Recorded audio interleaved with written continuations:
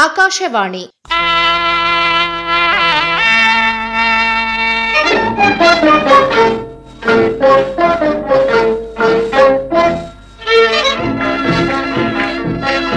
ಯುವವಾಣಿ.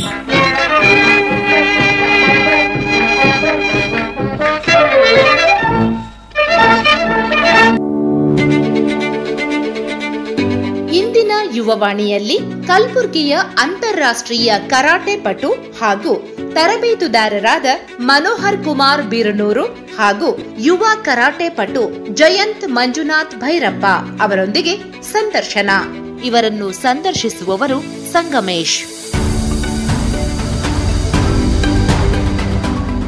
ಆತ್ಮೀಯ ಕೇಳುಗರಿಗೆಲ್ಲ ಇಂದಿನ ಯುವವಾಣಿ ಕಾರ್ಯಕ್ರಮಕ್ಕೆ ಸ್ವಾಗತ. ಇಂದಿನ ಕಾರ್ಯಕ್ರಮದಲ್ಲಿ ನಾವು ಕರಾಟೆ ಕ್ರೀಡೆ ಬಗ್ಗೆ ಮತ್ತು ಕಲ್ಯಾಣ ಕರ್ನಾಟಕ ಭಾಗದಲ್ಲಿ ಕರಾಟೆ ಕ್ರೀಡೆಯಲ್ಲಿ ವಿಶೇಷವಾಗಿ ಸಾಧನೆ ಮಾಡಿದಂತಹ ಪ್ರತಿಭೆಗಳೊಂದಿಗೆ ಮಾತುಕತೆಯನ್ನ ಆಡೋಣ. ಬನ್ನಿ ಕಾರ್ಯಕ್ರಮಕ್ಕೆ ಸ್ವಾಗತಿಸೋಣ. ಈ ಭಾಗದ ಅಂತಾರಾಷ್ಟ್ರೀಯ ಕರಾಟೆ ಕ್ರೀಡಾಪಟುವಾದಂತಹ ಮತ್ತು ಅಖಿಲ ಕರ್ನಾಟಕ ಸ್ಪೋರ್ಟ್ಸ್ ಕರಾಟೆ ಅಸೋಸಿಯೇಷನ್ ಇದರ ಸ್ಟೇಟ್ ಸ್ಪೋರ್ಟ್ಸ್ ಕಮಿಷನ್ ನ ಚೇರ್ಮನ್ ಆಗಿ ಆಯ್ಕೆಯಾದಂತಹ ಕಲ್ಯಾಣ ಕರ್ನಾಟಕದ ಕಲಬುರಗಿಯವರಾದ ಮನೋಹರ್ ಕುಮಾರ್ ಬೀರ್ನೂರ್ ಅವರು ನಮ್ಮ ಸ್ಟುಡಿಯೋದಲ್ಲಿದ್ದಾರೆ. ಸರ್, ನಿಮಗೆ ಕಾರ್ಯಕ್ರಮಕ್ಕೆ ಸ್ವಾಗತ ಹಾಗೂ ನಮಸ್ಕಾರ. ಸರ್, ನಮಸ್ಕಾರ ಸರ್. ಮತ್ತು ಇತ್ತೀಚೆಗೆ ಮೈಸೂರಿನಲ್ಲಿ ಆದಂತಹ ಕರಾಟೆ ಚಾಂಪಿಯನ್ಶಿಪ್ ನಲ್ಲಿ ಮನೋಹರ್ ಕುಮಾರ್ ಬೀರ್ನೂರ್ ತಂಡದ ಕರಾಟೆ ಕ್ರೀಡಾಪಟುಗಳು ಉತ್ತಮ ಸಾಧನೆ ಮಾಡಿ ಒಟ್ಟು 36 ಪದಕಗಳನ್ನು ಗೆದ್ದಿದ್ದಾರೆ. ಆ ತಂಡದ ಒಬ್ಬ ಸದಸ್ಯರಾದ ಜಯಂತ್ ಮಂಜುನಾಥ್ ಭೈರಪ್ಪ ಅವರು ಕೂಡ ನಮ್ಮ ಸ್ಟುಡಿಯೋದಲ್ಲಿದ್ದಾರೆ. ಜಯಂತ್ ಅವರೇ, ನಿಮಗೆ ಕಾರ್ಯಕ್ರಮಕ್ಕೆ ಸ್ವಾಗತ. ನಮಸ್ಕಾರ ಸರ್. ಮನೋಹರ್ ಕುಮಾರ್ ಅವರೇ, ಆರಂಭದಲ್ಲಿ ನಮಗೆ ತಿಳಿಸಿ, ಕರಾಟೆ ಕ್ರೀಡೆ ಬಗ್ಗೆ ಸ್ವಲ್ಪ ನಾವು ತಿಳಿದುಕೊಳ್ಳುವಂತಹ ಅವಕಾಶ ಇದು. ಈ ಕರಾಟೆ ಕ್ರೀಡೆಯಲ್ಲಿ ಯಾವ್ಯಾವ ಸ್ಟೈಲ್ ಇರುತ್ತೆ ಮತ್ತೆ ಯಾವ್ಯಾವೆಲ್ಲ ಇವೆಂಟ್ಸ್ ಆಗುತ್ತೆ, ಸ್ವಲ್ಪ ವಿಸ್ತಾರವಾಗಿ ಹೇಳ್ತೀರಾ? ಕರಾಟೆ ಹುಟ್ಟುಕೊಂಡಿದ್ದು ಜಪಾನ್ ಅಲ್ಲಿ. ಜಪಾನ್ ಅಲ್ಲಿ ಒಂದು ಶಿಟೋರಿಯೋ, ಗೊಜೋರಿಯೋ, ಶೊಟೋಕಾನ್, ಗೊಡೋರಿಯೋ ಅಂತೇಳಿ ಸುಮಾರು ಒಂದು 4-5 ಸ್ಟೈಲ್ಗಳಿದೆ ಸರ್. ಈ ನಾವು ಮಾಡ್ತಕ್ಕಂಥದ್ದು ಇಂಡಿಯಾದಲ್ಲಿ ನಾವು ಶಿಟೋರಿಯೋ ಸ್ಟೈಲ್ ಅನ್ನ ಇದು ಮಾಡ್ತಾ ಇದೀವಿ sir. So all India Shitoryu karate federation ನ ಯೂನಿಯನ್ ನ ಅಧ್ಯಕ್ಷರಾಗಿರ್ತಕ್ಕಂಥ CS ಅರುಣುಮಾಚಯ್ಯ, ನಮ್ಮ ಕರ್ನಾಟಕದ ರಾಜ್ಯದ ಕೊಡಗುದು ಮಾಜಿ MLC ಸರ್ ಅವರು. ಸೊ ಅವ್ರ ನೇತೃತ್ವದಲ್ಲಿ ಇಡೀ ರಾಜ್ಯಾದ್ಯಂತ ಮತ್ತು ಕಲ್ಯಾಣ ಕರ್ನಾಟಕದಲ್ಲಿ ನಾವು ಬ್ರಾಂಚಸ್ ಎಲ್ಲ ಸ್ಟಾರ್ಟ್ ಮಾಡಿ ಶಿಟೋರಿಯೋ ಸ್ಟೈಲ್ ಅನ್ನ ಬೆಳೆಸ್ತಾ ಇದೀವಿ ಸರ್. ಈಗ ಕಲ್ಯಾಣ ಕರ್ನಾಟಕ ಭಾಗದಲ್ಲಿ ಸರ್ ಈ ಕರಾಟೆ ಕಲಿಕೆಗಾಗಿ ಬೇಕಾದಂತಹ ಮೂಲ ಸೌಕರ್ಯಗಳು, ಮೂಲ ಸೌಲಭ್ಯಗಳೆಲ್ಲ ಸರಿಯಾಗಿ ಇದೆಯಾ? ಇಲ್ಲ ಸರ್, ಇಲ್ಲಿ ನಮ್ಮ ಕಲ್ಯಾಣ ಕನ್ನಡ ಭಾಗದಲ್ಲಿ ನಮ್ಮ ಕರಾಟೆ ಅಂತಲ್ಲ ಯಾವುದೋ ಸ್ಪೋರ್ಟ್ಸ್ಗಾಗಿ ಅಷ್ಟು ಸೌಲಭ್ಯಗಳು ಸಿಗ್ತಾ ಇಲ್ಲ. ಯಾಕಂದ್ರೆ ಇಲ್ಲಿ ಅಧಿಕಾರಿಗಳನ್ನ ನಾವು IAS ಅಧಿಕಾರಿಗಳನ್ನ ನೇಮಕ ಮಾಡಿದಾಗ ನಮ್ಮ ಕ್ರೀಡೆ ಡೆವಲಪ್ಮೆಂಟ್ ಮಾಡ್ಬೋದು ಸರ್. ಯಾಕಂದ್ರೆ ಬರ್ತಕ್ಕಂಥ ಅಧಿಕಾರಿಗಳು ಅವ್ರವ್ರು ಫೈಲ್ ಬಿಸಿಯಲ್ಲೇ ಅವ್ರು ಇರ್ತಾರೆ ಸರ್. ಯಾವ ಸ್ಪೋರ್ಟ್ಸ್ಗೆ ಅಷ್ಟು ಬೆನಿಫಿಟ್ ಕೊಡಂಗಿಲ್ಲ. ಸೊ ಈಗಾಗಲೇ ಸರ್ಕಾರ ನಮ್ಗೆ ಬಹಳಷ್ಟು ಬೆನಿಫಿಟ್ ಕೊಡ್ಬೇಕಾಯ್ತು, ಅದು ಇನ್ನೂ ನಮ್ಮ ಭಾಗಕ್ಕೆ ಅಷ್ಟು ಬೆನಿಫಿಟ್ ಕೊಡ್ತಾ ಇಲ್ಲ. ಆದ್ರೂ ಕೂಡ ನಮ್ಮ ಸ್ವಂತ ಪೇರೆಂಟ್ಸ್ ಅವ್ರದ್ದು ಫೀಸ್ ಎಲ್ಲ ಕಲೆಕ್ಷನ್ ಮಾಡ್ಕೊಂಡ್ಬಿಟ್ಟು ಇದೇನು ಕ್ಲಾಸಸ್ ನಡೆಸ್ತಾ ಇದೀವಿ ಸರ್. ಇತ್ತೀಚೆಗೆ ಕಲ್ಯಾಣ ಕರ್ನಾಟಕ ಭಾಗದಲ್ಲಿ, ಮುಖ್ಯವಾಗಿ ಕಲಬುರಗಿಯಲ್ಲಿ ಈ ತುಂಬಾ ಹುಡುಗರು ಕರಾಟೆಯನ್ನ ಫಾಲೋ ಮಾಡ್ತಿದ್ದಾರೆ, ಕರಾಟೆಯನ್ನ ಪ್ರಾಕ್ಟೀಸ್ ಮಾಡ್ತಿದ್ದಾರೆ, ಸ್ಪರ್ಧೆಯಲ್ಲಿ ಭಾಗವಹಿಸ್ತಿದ್ದಾರೆ. ಈ ಒಂದು ಬೆಳವಣಿಗೆಗೆ ಏನ್ ಕಾರಣ ಅಂತ ತಾವು ಹೇಳ್ತೀರಾ? ಸರ್, ನಿಜವಾಗ್ಲೂ ಸರ್ ಇಲ್ಲಿ ಒಳ್ಳೆ ಇಂಟ್ರೆಸ್ಟೆಡ್ ಕರಾಟೆ ಅಂದ ತಕ್ಷಣ ಬಹಳ ಇಂಟ್ರೆಸ್ಟ್ ಆಗುತ್ತೆ ಸರ್. ಆಮೇಲೆ ಕರಾಟೆಯಲ್ಲಿ ಬಹಳಷ್ಟು ಮಕ್ಕಳು ಸ್ಟೇಟ್, ನ್ಯಾಷನಲ್, ಇಂಟರ್ನ್ಯಾಷನಲ್ ವರ್ಗೂ ಕರಾಟೆಯಲ್ಲಿ ಭಾಗವಹಿಸ್ತಾರೆ ಸರ್. ಈಗ ಬೇರೆ ಗೇಮ್ ಅವ್ರಿಗೂ ನಾವು ಚಿಕ್ಕವರಿದ್ದಾಗ ನಾವು ಆಡ್ತಾ ಬಂದಿದ್ವಿ. ಖೋಖೋ ಆಗಿರ್ಬೋದು, ಕಬಡ್ಡಿ ಇರ್ಬೋದು, ನಾವು ಲಾಸ್ಟ್ ವರ್ಗೂ ಡಿವಿಷನ್ ಸ್ಟೇಟ್ ಹೋಗ್ತೀವಿ, ಸ್ಟೇಟ್ ವಾಪಸ್ ಬರ್ತೀವಿ ಸರ್. ಕರಾಟೆ ಒಂದು ಗೇಮ್ ಹೆಂಗಿದೆ ಅಂದ್ರೆ ನ್ಯಾಷನಲ್ ಮೆಡಲ್ ಮಾಡಿದ್ವಿ ಸರ್, ಇಂಟರ್ನ್ಯಾಷನಲ್ ಮೆಡಲ್ ಮಾಡಿದಂತ ಒಂದು ಆಗಿರೋದ್ರಿಂದ ಸೊ ಬಹಳಷ್ಟು ಮಕ್ಕಳು ಇಂಟ್ರೆಸ್ಟ್ ಕೊಟ್ಟು ಈ ಕರಾಟೆ ಮಾಡ್ತಾರೆ ಸರ್. ಅದ್ರ ಜೊತೆಯಲ್ಲಿ ಆತ್ಮರಕ್ಷಣೆಗಾಗಿ ಒಂದು ಬಹಳ ಒಳ್ಳೆಯಂತ ಗೇಮ್ ಸರ್ ಅದು. ಮತ್ತೆ ಆರೋಗ್ಯ ಕೂಡ ಒಳ್ಳೇದಾಗಿರುತ್ತೆ, ಹಂಗಾಗಿ ಕರಾಟೆಗೆ ಬಹಳಷ್ಟು ಇಂಟ್ರೆಸ್ಟ್ ಕೊಟ್ಟು ಮಾಡ್ತಾರೆ ಸರ್ ಜನರು. ಈಗ ಸಾಮಾನ್ಯವಾಗಿ ನಾವು ಟಿವಿಯಲ್ಲೆಲ್ಲ ನೋಡ್ತೀವಿ, ಸಿನಿಮಾದಲ್ಲೆಲ್ಲ ನೋಡ್ತೀವಿ, ಕರಾಟೆಯಲ್ಲಿ ನಾನು ಬ್ಲಾಕ್ ಬೆಲ್ಟ್ ಅಥವಾ ಬೇರೆ ಕಲರ್ ಬೆಲ್ಟ್ ಅಂತೆಲ್ಲ ಹೇಳ್ತಾರೆ. ಸ್ವಲ್ಪ ಈ ಬೆಲ್ಟ್ ಗಳ ಬಗ್ಗೆ ತಿಳಿಸ್ಕೊಡಿ. ಅಂದ್ರೆ ಯಾವೆಲ್ಲ ಬಣ್ಣದ ಬೆಲ್ಟ್ ಗಳಿರುತ್ತೆ, ಯಾವೆಲ್ಲ ಹಂತದಲ್ಲಿ ಇದನ್ನ ಅವ್ರಿಗೆ ನೀಡಲಾಗುತ್ತೆ, ಮತ್ತೆ ಇದನ್ನ ರೆಕಗ್ನಿಷನ್ ಅನ್ನು ಕೊಡುವಂತವ್ರು ಯಾರು ಅಂತ? ಈಗ ಕರಾಟೆಯಲ್ಲಿ ಫಸ್ಟ್ ಬಂದಂತ ವಿದ್ಯಾರ್ಥಿಗೆ ಸರ್ ನಾವು ಸ್ಟಾರ್ಟಿಂಗ್ ಅಲ್ಲಿ ಬೇಸಿಕ್ ಆಗಿ ಕರಾಟೆ ಯೂನಿಫಾರ್ಮ್ ಮತ್ತೆ ವೈಟ್ ಬೆಲ್ಟ್ ಕೊಟ್ಟಿರ್ತೀವಿ ಸರ್. ಬೇಸಿಕ್ ಸ್ಟಾರ್ಟ್ ಆಗೋದು ಅಲ್ಲಿ ಸರ್. ಈಗ first standard, second standard, third standard ಯಾವ ರೀತಿ ಆಗುತ್ತೆ ಸರ್, ಅದೇ ರೀತಿ ಕರಾಟೆಯಲ್ಲಿ white belt, yellow belt, purple, orange, green, brown, ಅದಾದ್ಮೇಲೆ ಬರತಕ್ಕಂಥದ್ದು black belt sir. Black belt ಅನ್ನು ಫಸ್ಟ್ ಡ್ಯಾನ್, ಸೆಕೆಂಡ್ ಡ್ಯಾನ್ ಅಂತ ನಾವು ಡ್ಯಾನ್ ಅಂದ್ರೆ ಡಿಗ್ರಿ ಲೆವೆಲ್ ಇದು ಮಾಡ್ತೀವಿ ಸರ್. ಸೊ ಫಸ್ಟ್ ಅನ್ನೋದ್ರಲ್ಲಿ ಜಪನೀಸ್ ಅಲ್ಲಿ ಏನಾದ್ರು ಶೋಡಾನು, ನಿದಾನ್, ಸಂದಾನ್ ಅಂತ ಕರಿತೀವಿ ಸರ್. ಸೊ ಇದ್ರಲ್ಲಿ ಟೋಟಲ್ ಬ್ಲಾಕ್ ಬೆಲ್ಟ್ 10 ದಾನ್ ಇರುತ್ತೆ ಸರ್. ಅದಾದ್ಮೇಲೆ ಬರ್ತಕ್ಕಂಥದ್ದೇ ರೆಡ್ ಬೆಲ್ಟ್ ಸರ್. ಸೊ ಅದ ಇಷ್ಟು ಬೆಲ್ಟ್ ರೆಡ್ ಅಂದ್ರೆ top most belt end sir. ಅದು ಡಿಗ್ರಿ ಕಂಪ್ಲೀಟ್ ಮಾಡೋದು ಎಂಡ್ ಆಗುತ್ತೆ ಸರ್. Yes sir. ನೀವು ಯಾವ ಬೆಲ್ಟ್ ಹೊಂದಿದ್ದೀರಾ? ನೀವು ಬ್ಲಾಕ್ ಬೆಲ್ಟ್ ಅಂದ್ರೆ ನಾನು ಬ್ಲಾಕ್ ಬೆಲ್ಟ್ 4 ಡ್ಯಾನ್ ಸರ್. ಈಗ sir 4 Dan. Yes sir, 4 Dan sir. ಅದು ಎಲ್ಲಿವರೆಗೂ ಇರುತ್ತೆ, ಎಷ್ಟು ಡ್ಯಾನ್ ವರೆಗೂ ಇರುತ್ತೆ sir? 10 Dan sir. Okay. Yes sir. ಅಂದ್ರೆ ಈಗ ನೀವು 4 ಇರುವಂತವರು 10 ಹೋಗ್ಬೇಕಾದ್ರೆ ಏನೆಲ್ಲ ಸಾಧನೆ ಸಾಧನೆ ಮಾಡ್ಬೇಕು ನೀವು ಮತ್ತೆ. ಇನ್ನೂ ಬೇರೆ ಬೇರೆ ಎಕ್ಸಾಮ್ಸ್ ಇರುತ್ತೆ ಸರ್, ಇನ್ನು ಟೆಕ್ನಿಕಲ್ ಸೆಮಿನಾರ್ ಇರ್ತದೆ, ಅದೆಲ್ಲ ಅಟೆಂಡ್ ಮಾಡ್ಬೇಕು ಸರ್. ಈಗ ನಾನು ಬ್ಲಾಕ್ ಬೆಲ್ಟ್ 4 Dan ವರೆಗೂ ಎಷ್ಟು ಸಿಲೆಬಸ್ ಇರುತ್ತೆ ಅಷ್ಟು ಸಿಲೆಬಸ್ ನಾನು ಕರಗತ ಮಾಡಿರ್ತೀನಿ ಸರ್. ಅದಾದ್ಮೇಲೆ 5 Dan 6 Dan ಅದು ಇಷ್ಟೆಷ್ಟು ಮಾಡ್ತಾ ಇರ್ತದೆ, ಅದು ಎಕ್ಸಾಮ್ ನಾನು ಕರ್ತಾ ಹೋಗ್ತಾ ಅಂದ್ರೆ ನಾನು ಎಕ್ಸಾಮ್ ಪಾಸ್ ಆಗ್ತದೆ. ಎಕ್ಸಾಮ್ ಕಂಡಕ್ಟ್ ಮಾಡೋರು ಯಾರು ಮನೋಹರ್ ಅವರು? Sir all India state karate union president ಇದ್ದಾರೆ, CS ಅರುಣಮಾಚೆ ಅಂತ ಹೇಳಿ, ಅವ್ರು ಕಂಡಕ್ಟ್ ಮಾಡ್ತಾರೆ ಸರ್. ಮೊನ್ನೆ ಕೂಡ ಈ ಚಾಂಪಿಯನ್ಶಿಪ್ ಅಲ್ಲಿ ಕೂಡ ನಮ್ಮ ಜಪಾನಿಂದ ಮಾಸ್ಟರ್ ಎಲ್ಲ ಬಂದಿದ್ರು ಸರ್, ಜಪಾನಿಂದ ಮಲೇಷಿಯಾದಿಂದ. ಅವ್ರು ಬಂದು 1 day ಫುಲ್ ಎಕ್ಸಾಮ್ ತಗೊಳ್ತಾರೆ ಸರ್, ಟೆಕ್ನಿಕಲ್ ಸೆಮಿನಾರ್ ತಗೊಂಡು ಮತ್ತೆ ಎಕ್ಸಾಮ್ ಎಲ್ಲ ತಗೊಳ್ತಾರೆ ಸರ್. ಅದೇ ಎಕ್ಸಾಮ್ ಅಂದ ತಕ್ಷಣ ಅವ್ರಿಗೆ ಪ್ರಾಕ್ಟಿಕಲ್ ಎಕ್ಸಾಮ್ ತಗೊಳ್ತಾರೆ ಸರ್. ಸೊ ಕಟ ಆಗಿರ್ಬೋದು, ಟೆಕ್ನಿಕಲ್ ಅದು ಏನು ಟೆಕ್ನಿಕಲ್ ಅದೆಲ್ಲ ನೋಡ್ತಾರೆ ಸರ್. ಅದಾದ್ಮೇಲೆ ನಮ್ಮ ಪಾಸ್ ಫೇಲ್ ಎಲ್ಲ ಮಾಡ್ತಾರೆ ಸರ್. ತುಂಬಾ ಹೆಮ್ಮೆ ಪಡುವಂತಹ ಸಾಧನೆ ಮಾಡಿದಿರ ಮನೋಹರ್ ಕುಮಾರ್ ಬೀರ್ನೂರ್ ಅವರೇ ನೀವು. ಈಗ ಇತ್ತೀಚೆಗೆ ಆಗಸ್ಟ್ 23ರಿಂದ 25ರವರೆಗೂ ಮೈಸೂರಿನಲ್ಲಿ 27ನೇ ನ್ಯಾಷನಲ್ ಶಿಟೋರಿಯೋ ಕರಾಟೆ ಡು ಚಾಂಪಿಯನ್ಶಿಪ್ ನಡೆಯಿತು. ಇದರಲ್ಲಿ ಬೇರೆ ಬೇರೆ ರಾಜ್ಯದವರೆಲ್ಲ ಭಾಗವಹಿಸಿದ್ರು. ನಮ್ಮ ಕಲ್ಯಾಣ ಕರ್ನಾಟಕ ಭಾಗದ ಅನೇಕ ಕ್ರೀಡಾ ಪ್ರತಿಭೆಗಳು ಕೂಡ ಭಾಗವಹಿಸಿದ್ರು. ಇದರಲ್ಲಿ ನಾನು ಆಗ್ಲೇ ಹೇಳದಂಗೆ ಮನೋಹರ್ ಕುಮಾರ್ ಬೀರ್ನೂರ್ ಅವರ ತಂಡದವರು 36 ಪದಕಗಳನ್ನು ಗೆದ್ದು ಸಾಧನೆ ಮಾಡಿದ್ದಾರೆ. ಈಗ ಈ ಸಾಧನೆ ಮಾಡಿದಂತಹ ತಂಡದ ಸದಸ್ಯರಾದ ಜಯಂತ್ ಮಂಜುನಾಥ್ ಭೈರಪ್ಪ ಅವರು ಕೂಡ ನಾನು ಆಗ್ಲೇ ಹೇಳದಂಗೆ ಸ್ಟುಡಿಯೋದಲ್ಲಿ ನಮ್ಮ ಜೊತೆಗಿದ್ದಾರೆ. ಜಯಂತ್ ಅವರೇ ಹೇಳಿ, ಮುಖ್ಯವಾಗಿ ಈ ಕರಾಟೆ ಕಲಿಬೇಕು ಅಂತ ನಿಮ್ಗೆ ಅನಿಸಿದ್ದು ಯಾವಾಗ? ಬಾಲ್ಯದಿಂದಲೇ ಇದು ನಿಮ್ಗೆ ಅನಿಸ್ತಾ ಹೇಗೆ ನಿಮ್ಮ? ಸರ್ ಇದು ನಾನು ಬಾಲ್ಯದಿಂದಲೇ ನೋಡ್ಕೋತಾ ಬಂದಿದ್ದೀನಿ ಸರ್. ಅಂದ್ರೆ ಬಾಲ್ಯದಿಂದ ಕಾರ್ಟೂನ್ ನೋಡುವಾಗ ಎಲ್ಲ ಅನಿಸ್ತಿತ್ತು, ಈ ಫೈಟ್ ಎಲ್ಲ ಇಷ್ಟ ಆಗ್ತಿತ್ತು ನಂಗೆ. ಹಾಗೆ ಹಂಗೆ ಒಂಥರ ಫೈಟಿಂಗ್ ಅಂದ್ರೆ ಒಂಥರ ಲೈಕ್ ಸರ್. ನಂಗೆ ಮುಂದೆ ಪೊಲೀಸ್ ಆಗ್ಬೇಕು ಅಂತ ಇಂಟ್ರೆಸ್ಟ್ ಇತ್ತು. ಅದೇ ರೀತಿಲಿ ಫಿಸಿಕಲ್ ಆಕ್ಟಿವ್ ಅಲ್ಲಿ ಒಂದ್ ರೀತಿಲಿ ಮುಂದೆ ಬರ್ಬೇಕು ಅಂತ ಇದು ಇತ್ತು ಸರ್ ನಂಗೆ. ಆ ತರ ಮನೆಯಲ್ಲಿ ಹಳ್ಳಿ ಪ್ರದೇಶ ಆಗಿದ್ದೆ, ಅದಕ್ಕಾಗಿ ನಾನು ಮಾರ್ನಿಂಗು ವಾಕಿಂಗ್ ಹೋಗ್ತಿದ್ದೆ ಸರ್. ಏನಿತ್ತು ಯೋಗಾಸನ ಅಭ್ಯಾಸ ಮಾಡ್ತಿದ್ದೆ. ಮೊದಲೆಲ್ಲ ಹುಡುಕ್ತಿದ್ದೆ ಸರ್ ಗೂಗಲ್ ಮ್ಯಾಪ್ ಅಲ್ಲಿ ಎಲ್ಲಿರುತ್ತೆ ಎಲ್ಲಿಲ್ಲ ಕ್ಲಾಸ್ಗಳು ನೋಡ್ತಿದ್ದೆ. ಹಾಗೆ ನಾನು ಮಾರ್ಕೆಟ್ ಇಂದ ಬರುವಾಗ ಹೆವನ್ ಫೈಟರ್ಸ್ ಅಂತ ಟೀಮ್ ಇತ್ತು. ಆ ಟೀಮ್ ಅಲ್ಲಿ ನೋಡಿದೆ ಸರ್ ಒಂದ್ಸಲಿ. ಸರ್ಗೆ ಏನ್ ಮಾಡ್ಬೇಕು ಏನಿಲ್ಲ ಅಂತ ಸರ್ ಎಲ್ಲ ಹೇಳ್ಕೊಡ್ರಿ ಸರ್. ತಾವು ಮೂಲತಃ ರಟ್ಕಲ್ ಗ್ರಾಮದವರು, ಅಂದ್ರೆ ಕಲಬುರಗಿ ಜಿಲ್ಲೆಯ ಚಿಂಚೋಳಿ ತಾಲೂಕಿನ ರಟ್ಕಲ್ ಗ್ರಾಮದವರು. ಈಗ ಯಾವುದೇ ಒಂದು ಕ್ರೀಡೆಯಲ್ಲಿ ನಾವು ಸಾಧನೆ ಮಾಡಬೇಕು ಅಥವಾ ಪಾದಾರ್ಪಣೆ ಮಾಡಬೇಕಾದ್ರೆ ಮಾರ್ಗದರ್ಶನ ಅನ್ನೋದು ತುಂಬಾ ಮುಖ್ಯ ಆಗುತ್ತೆ ಅಲ್ವಾ? ನೀವು ಹಳ್ಳಿ ಪ್ರತಿಭೆ, ಗ್ರಾಮೀಣ ಪ್ರತಿಭೆ, ಇದು ತುಂಬಾ ಸವಾಲಿನ ಕೆಲಸ. ನಗರ ಪ್ರದೇಶದಲ್ಲಿರೋರಿಗಾದ್ರೆ ತುಂಬಾ ಅವಕಾಶಗಳಿರುತ್ತೆ, ಮಾಹಿತಿ ಇರುತ್ತೆ. ತಾವು ಗ್ರಾಮೀಣ ಪ್ರದೇಶದಿಂದ ಬಂದು ಈ ಮಾರ್ಗದರ್ಶನ ಹೇಗ್ ಪಡೆದ್ರಿ? ನಿಮ್ಗೆ ದಾರಿ ತೋರಿಸಿದ್ರು ಯಾರು? ಅದೆಲ್ಲ ಹೇಗ್ ಸಾಧ್ಯ ಆಯ್ತು? ನಾನು ಫಸ್ಟ್ ಆಫ್ ಆಲ್ ಹೇಳಿದೆ ಸರ್, ನಾನು ಮಾರ್ಕೆಟ್ ಅಲ್ಲಿ ಅಲ್ಲೇ ನಾನು ಚಾರ್ಟೆಡ್ ಅಕೌಂಟೆಂಟ್ ಅಲ್ಲಿ ವರ್ಕ್ ಮಾಡ್ತಿದ್ದೆ ಸರ್. ಸರ್ ಭೇಟಿ ಆಗಿದ ತಕ್ಷಣ ಸರ್ ಹೇಳಿದ್ರು ಈ ತರ ಇರುತ್ತೆ, ಬೆಲ್ಟ್ ಇರುತ್ತೆ, ಈ ತರ ಎಲ್ಲ ಹೇಳಿದ್ರು ಸರ್. ಒಂಥರ ನನಗೆ ಕಟ ಮಾಡಿಸಿದ್ರು. ಕುಮಿತೆ ಫೈಟ್ ಇರ್ತಿತ್ತು ಸರ್, ಡೈಲಿ ಪ್ರಾಕ್ಟೀಸ್ ಇತ್ತು. ಹಾಗೆ ಮಾರ್ನಿಂಗ್ 6 ಗಂಟೆಯಿಂದ 8 ಗಂಟೆವರೆಗೂ ಇರ್ತಿತ್ತು ಸರ್. ಹಾಗೆ ಸಂಜೆಗೆ 5 ಗಂಟೆಯಿಂದ 7:30 8 ಗಂಟೆವರೆಗೂ.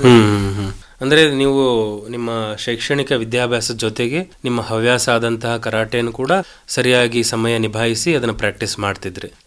ಮನೋಹರ್ ಅವರೇ ಹೇಳಿ, ಈಗ ಇವರು ಜಯಂತ್ ಅವರು ಕುಮಿತೆ ಅನ್ನೋ ಒಂದು ವರ್ಡ್ ಯೂಸ್ ಮಾಡಿದ್ರು. ಅದು ಕುಮಿತೆ ಅಂದ್ರೆ ಏನದು ಸರ್? ಕುಮಿತೆ ಅಂದ್ರೆ ನಾವು ಇಂಗ್ಲಿಷ್ ಅಲ್ಲಿ ಫೈಟ್ ಅಂತೀವಿ ಸರ್, ಅದು ಜಪನೀಸ್ ಅಲ್ಲಿ ಕುಮಿತೆ ಅಂತ ಕರಿತೀವಿ ಸರ್. ಆ ಕುಮಿತೆ ಅಂದ್ರೆ ಟೀಮ್ ಕುಮಿತೆಯಲ್ಲಿ ನಾನು ಮೆಡಲ್ ಮಾಡಿದ್ದೆ ಸರ್. ಬೇರೆ ಬೇರೆ ಪ್ರಕಾರಗಳು ಇರುತ್ತೆ ಅದರಲ್ಲಿ. ಅಲ್ಲಿ ಕರಾಟೆಯಲ್ಲಿ ಸರ್ 4 ಇವೆಂಟ್ ಬರುತ್ತೆ ಸರ್. ಒಂದು ಇಂಡಿವಿಜುವಲ್ ಕುಮಿತೆ, ಇಂಡಿವಿಜುವಲ್ ಕಟ, ಟೀಮ್ ಕಟ ಅಂಡ್ ಟೀಮ್ ಕುಮಿತೆ ಅಂತ. ಈ ಕಟ್ಟ ಅಂದ್ರೆ ಗ್ರೂಪ್ ಆಫ್ ಟೆಕ್ನಿಕ್ಸ್. ಆ ಟೆಕ್ನಿಕ್ ಒಂದು ಗ್ರೂಪಿಗೆ ಒಂದು 4 ದಿಕ್ಕಿಂದ ಅಟ್ಯಾಕ್ ಮಾಡೋ ಬಂದ ಯಾವ ರೀತಿ ರಕ್ಷಣೆ ಮಾಡ್ಕೋಬಹುದು ಒಂದು ಟೆಕ್ನಿಕಲ್ಸ್ ಇರ್ತದೆ, ಅದು ಕಟ ಅಂತ ಕರಿತೀವಿ ಸರ್. ಆಮೇಲೆ ಕುಮಿತೆ, ಇಂಡಿವಿಜುವಲ್ ಕುಮಿತೆ ಅಂದ್ರೆ ಸಿಂಗಲ್ ಆಗಿ ಅಪೋನೆಂಟ್ ಹಾಕ ಅಂತ ಮಾಡ್ತೀವಿ ಸರ್. ಅಂದ್ರೆ ಹಾಕ ಅಂತ ರೈಟ್ ಸೈಡ್ ಹಾಕ ಅಂತ ರೆಡ್ ಕಲರ್ ಇರ್ತದೆ, ರೆಡ್ ಬೆಲ್ಟ್ ಇರುತ್ತೆ ಸರ್. ಸೊ ಅವು ಅಂದ ತಕ್ಷಣ ಈ ಬ್ಲೂ ಬೆಲ್ಟ್, ಬ್ಲೂ ಗ್ಲೌಸ್ ಎಲ್ಲ ಇಟ್ಕೊಂಡು ಅವರು ಹಾಕಾವ್ ಅಂತ ಮೆನ್ಷನ್ ಮಾಡಿ ಅವ್ರಿಗೆ ಫೈಟ್ ಆಡ್ಸೋದು ಅಲ್ಲಿ ಇವೆಂಟ್ ಮಾಡ್ತೀವಿ ಸರ್. ಈ ಟೀಮ್ ಕಟ ಅಂದ್ರೆ ಸರ್, ಟೀಮ್ ಕಟದಲ್ಲಿ 3 ಜನ ಪಾರ್ಟಿಸಿಪೇಷನ್ ಮಾಡ್ತಾರೆ ಸರ್. ಇಂಡಿವಿಜುವಲ್ ಏನ್ ಮಾಡ್ತಿದ್ವಿ, ಆ 3 ಜನ ಕರೆಕ್ಟ್ ಆಗಿ ಟೈಮು ಆಮೇಲೆ ಸ್ಟನ್ಸ್ ಆಗಿರ್ಬೋದು ಟೆಕ್ನಿಕಲಿ ಕರೆಕ್ಟ್ ಆಗಿ ಮಾಡೋದು, ಇದ್ರ ಮೇಲೆ ಜಡ್ಜ್ಮೆಂಟ್ ಮಾಡಿ ಫಸ್ಟ್ ಸೆಕೆಂಡ್ ತೆಗಿ ಸರ್. ಈ ಟೀಮ್ ಕುಮಿತೆ ಅಂದ್ರೆ ಸರ್ 4+1 ಅಂದ್ರೆ 4+1. ಆ ತರ ಒಂದು ಬೇರೆ ಬೇರೆ ಸ್ಟೇಟ್ ಇಂದ ಒಂದೊಂದು 5 ಜನ ಟೀಮ್ ಅಲ್ಲಿ ಬಂದಿರುತ್ತೆ ಸರ್. ಆ ಟೀಮ್ ಅಲ್ಲಿ 3 ಜನ ಯಾರು 5 ಜನ 3 ಗೆದಿಬೇಕಲ್ಲ ಸರ್. 3 ಟೀಮ್ ಯಾರು ವಿನ್ ಆಗುತ್ತೆ ಆ ಟೀಮ್ ವಿನ್ ಆಗುತ್ತೆ ಸರ್. ಸೊ ಆ ರೀತಿ ನಾವು ಕೇರಳ, ಮಹಾರಾಷ್ಟ್ರ ಆಗಿರ್ಬೋದು, ತೆಲಂಗಾಣ, ಆಂಧ್ರ ಪ್ರದೇಶ, ಆಮೇಲೆ ಗುಜರಾತ್ ಎಲ್ಲ ಟೀಮ್ ಬಂದಿದೆ ಸರ್. ಸುಮಾರು ಟೀಮ್ ಇದು. ಆ ಟೀಮ್ಗಳಲ್ಲಿ ನಾನು ಒಂದು ಪಾರ್ಟಿಸಿಪೇಷನ್ ಇದೆ ಸರ್. ನಾನು ಆಮೇಲೆ ಇವನೊಂದು 4 ಜನ ನಾವು ಇದ್ವಿ, ಟೋಟಲ್ 5 ಜನ ಇದ್ವಿ ಸರ್. 5 ಜನ ಫೈಟ್ ಆಡ್ತಾ ನಾವು ಫೈನಲ್ ರೌಂಡ್ ತನಕ ಬಂದ್ವಿ. ಸೊ ಫೈನಲ್ ರೌಂಡ್ ನಾವು ತೆಲಂಗಾಣ ವರ್ಸಸ್ ಕರ್ನಾಟಕ ಬಿತ್ತು. ಸೊ ಅಲ್ಲಿ ನಾವು ವಿನ್ ಆದ್ವಿ ಸರ್. ಅದು ತೆಲಂಗಾಣ ವಿರುದ್ಧ ಕರ್ನಾಟಕ. ಈಗ ಮನೋಹರ್ ಅವರ ಇನ್ನೊಂದು ವಿಷಯ, ಈಗ ನಿಮ್ಮ ಹಿನ್ನೆಲೆ ಏನು, ಅಂದ್ರೆ ನೀವು ಯಾಕೆ ಕರಾಟೆಗೆ ಬಂದ್ರಿ ಸರ್? ಅಂದ್ರೆ ನಿಮ್ಮ ಇಂಟ್ರೆಸ್ಟ್ ಹೇಗಿತ್ತು? ಈಗ ಅಂತಾರಾಷ್ಟ್ರೀಯ ಮಟ್ಟದ ಕರಾಟೆ ಪಟು ತಾವು ಕಲಬುರಗಿ ಅವರಂದ್ರೆ ಅದು ಕಲ್ಯಾಣ ಕರ್ನಾಟಕಕ್ಕೆ ಒಂದು ಹೆಮ್ಮೆಯ ವಿಷಯ. ಯಾವ ರೀತಿ ಇದೆಲ್ಲ ಸಾಧ್ಯ ಆಯ್ತು ಸರ್? ನಾನು ಚಿಕ್ಕವನಿಂದ ಕರಾಟೆ ನಮ್ಮ ಅಮ್ಮನ ಅಣ್ಣ ಅಂದ್ರೆ ಸೋದರ ಮಾವ ಅವ್ರು ಕರಾಟೆಯಲ್ಲಿ ದೊಡ್ಡ ಸ್ಥಾನಕ್ಕಲ್ಲಿ ಬೆಳೆದಿದೆ ಸರ್. ಬಹಳಷ್ಟು ಇದು ತರಬೇತಿ ಕೇಂದ್ರದಲ್ಲಿ ಗುಲ್ಬರ್ಗದಲ್ಲೇ ಇದ್ವು ಸರ್. ನಾನು ಸಮ್ಮರ್ ಹಾಲಿಡೇಗೆ ಅಂತ ಗುಲ್ಬರ್ಗ ಬರ್ತಿದ್ದೆ ಸರ್. ಅಲ್ಲಿ ಬಂದಾಗ ಮಾಮವ್ರ ಹತ್ರ ಕಲಿತು ಕಂಟಿನ್ಯೂ ಮಾಡ್ತಾ ಇದ್ದೆ. ಮತ್ತೆ ಅದು ಗ್ಯಾಪ್ ಆಗ್ತಾಯಿತ್ತು. ಯಾದಗಿರಿ ಹೋದಾಗ ಮತ್ತು ನಮ್ಮ ಊರಿಗೆ ಹೋದಾಗ ಅದು ಗ್ಯಾಪ್ ಆಗ್ತಾಯಿತ್ತು. ಸೊ ಅದಾದಮೇಲೆ 2000 ಫಾದರ್ ಡೆತ್ ಆಯಿತು ಸರ್ ನಮಗೆ. ಅದಾದಮೇಲೆ ಅಮ್ಮಗೆ ಅನ್ಕಂಪ ಜಾಬ್ ಆದಮೇಲೆ ಗುಲ್ಬರ್ಗ ಸೆಟ್ಲ್ ಆದ್ವಿ. 2004 ನಾನು ಗುಲ್ಬರ್ಗ ಬಂದೆ. ಸತತ ಕಂಟಿನ್ಯೂ ಕ್ಲಾಸಸ್ ಮಾಡಿದೆ. ಅದಾದಮೇಲೆ ಬ್ಲ್ಯಾಕ್ ಬೆಲ್ಟ್ ತೊಗೊಂಡೆ. ಬ್ಲ್ಯಾಕ್ ಬೆಲ್ಟ್ ತೊಗೊಂಡು ಸ್ಟೇಟ್ ನ್ಯಾಷನಲ್ ಎಲ್ಲ ಕಂಟಿನ್ಯೂ ಮೆಡಲ್ಸ್ ಎಲ್ಲ ಮಾಡ್ತಾ ಹೋದೆ. 2-3 ಸಲ ಅವಕಾಶಗಳು ಸಿಕ್ಕಿತು ಸರ್ ನಂಗೆ ಇಂಟರ್ನ್ಯಾಷನಲ್ ಮಾಡೋಕ್ಕೆ. ನಾನು ಯಾರು ಗುಲ್ಬರ್ಗ ಅಷ್ಟು ಗೊತ್ತಿರಲಿಲ್ಲ ಸ್ಟಾರ್ಟಿಂಗಲ್ಲಿ. ಸೊ 2-3 ಇಂಟರ್ನ್ಯಾಷನಲ್ ಸೆಲೆಕ್ಷನ್ ಆದರೂ ಕೂಡ ನಾನು ಹೋಗೋಕ್ಕಾಗಿಲ್ಲ. ಒಂದು ಸಲ ನಾನು ಛಲ ಮಾಡಿದೆ, ಏನೋ ಮಾಡಲೇಬೇಕು ಅಂತ ತಿಳ್ಕೊಂಡು. So first time 2014 Singapore championship sir, Asian championship. So ಅಲ್ಲಿ ನಾನು ಭಾಗವಹಿಸೋಕೆ ಒಂದು ಅವಕಾಶ ಸಿಕ್ತು. ಸೊ ಅಲ್ಲಿ ನಾನು ಮೆಡಲ್ ಕೂಡ ಆಗಲಿಲ್ಲ. 2ನೇ ಸಲ ಅವಕಾಶ ಕೊಟ್ಟ ನಾನು ಮೆಡಲ್ ಆಗಲಿಲ್ಲ ಸರ್. 3ನೇ 2018 ಏಷ್ಯನ್ ಚಾಂಪಿಯನ್ಶಿಪ್ಸ್ ಇಂಡೋನೇಷ್ಯಾದಲ್ಲಿ ಸರ್. ಅಲ್ಲಿ ನನಗೆ ಲಾಸ್ಟ್ ಫೈನಲ್ ಇಂಡಿವಿಜುವಲ್ ಕುಮಿತೆಯಲ್ಲಿ ಸರ್ ನನಗೆ 3-4 ರೌಂಡ್ ಆದಮೇಲೆ ಒಂದು ಸೋಲ್ ಆಯ್ತು ಸರ್. ಚೈನೀಸ್ ತೈಪೆ ಕೂಡ ನನ್ನ ಸೋಲ್ ಆಯಿತು. ಸೋಲ್ ಆದಮೇಲೆ ನನಗೆ ಮತ್ತೊಂದು ಅವಕಾಶ ಸಿಕ್ತು. ಥರ್ಡ್ ಪ್ಲೇಸ್ಗೆ ನನಗೊಂದು ಚಾನ್ಸ್ ಸಿಕ್ತು. ಶ್ರೀಲಂಕಾ ವರ್ಚಸ್ ನನಗೆ. ಅಲ್ಲಿ ಡಿಸೈಡ್ ಮಾಡಿಕೊಂಡೆ ಗೆದ್ದರೆ ಇದು ಮುಂದೆ ಇಂಟರ್ನ್ಯಾಷನಲ್ ವರ್ಗೆಲ್ಲ ಬರೆಯಬಾರ್ದು ಅಂತ ತಿಳ್ಕೊಂಡು. ಸೊ ಶ್ರೀಲಂಕಾದ ವರ್ಷ 6.0 ನಾನು ಲೀಡಾಗಿ ನಾನು ಮೆಡಲ್ ಮಾಡಿದೆ ಸರ್. ಅಲ್ಲಿ ನನ್ನ ಮೆಡಲ್ ಆಯಿತು. ಅದಾದ ಮೊನ್ನೆ ಕೂಡ ಹೋದ ವರ್ಷ 2023 ಕೂಡ ನನ್ನ 5 ಜನ ನನ್ನ ಟೀಮ್ ಹೋಗಿದ್ದು ಸರ್. 5 ಜನದ ನಾನು ನನ್ನ ಒಂದು 3 ಜನ ಹುಡುಗರು ಮೆಡಲ್ ಆಗಲಿಲ್ಲ. 2 ನನ್ನ ಸ್ಟೂಡೆಂಟ್ ಬ್ರಾನ್ಸ್ ಮೆಡಲ್ಸ್ ಆಯಿತು ಸರ್. ಅಲ್ಲೂ ಕೂಡ ನನ್ನ ಮೆಡಲ್ಸ್ ಆಯಿತು ಸರ್.